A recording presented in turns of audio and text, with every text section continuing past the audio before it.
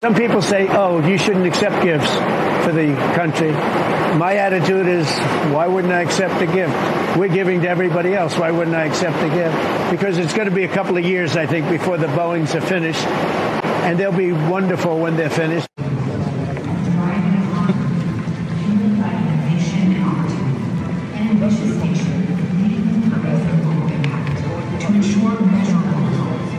You get a deal with China. India and Pakistan played a big role. Hopefully the peace stands.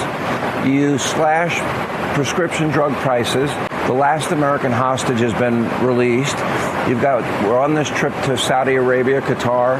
There's not much going on in your life, is there?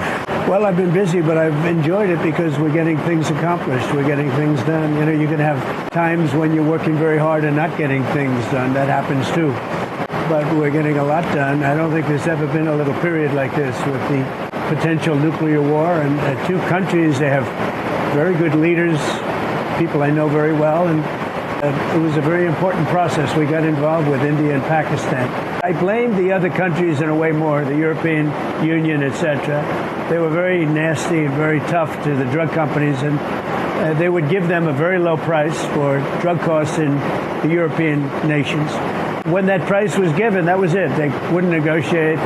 They said, let America pay for the difference. And this happened all over the world with other countries, and we had stupid people leading us, and especially over the last 4 years. They wouldn't do anything about it. It turned out that we were paying, and sometimes you saw 10 times more for the same drug.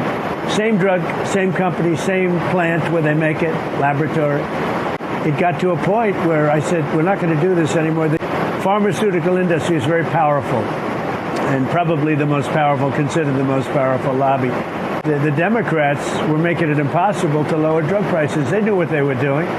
I instituted a most favored nations provision or concept where we're going to pay whatever the lowest country pays in the world. So if it's the UK, which pays very low, in any country, it could be any country, whatever the lowest price is. The drug companies have accepted it. Everybody accepts it. But the Democrats never wanted to play ball. They never wanted to do anything. It's the Democrats' fault that people were being ripped off for years and years. Democrats saying, oh, well, we're going to now go for the bill. It's going to be very hard for them not to approve the big, beautiful bill that we're doing. We're doing the biggest tax cuts in the history of our country because people are going to be getting a 50 to a 90% reduction in drug prices, not a 0.5%. I remember when I would fight so hard to get a 0.5 point, and I actually had it down a 0.5 point for 1 year, and I was so proud of myself because that never happened before. It was always going up. Drugs only went in one direction. That's up. And now, after studying the industry, it's a very complex industry, but I figured it out, and I said, it's not going to happen. But the Democrats fought very hard to keep the prices of drugs very, very high.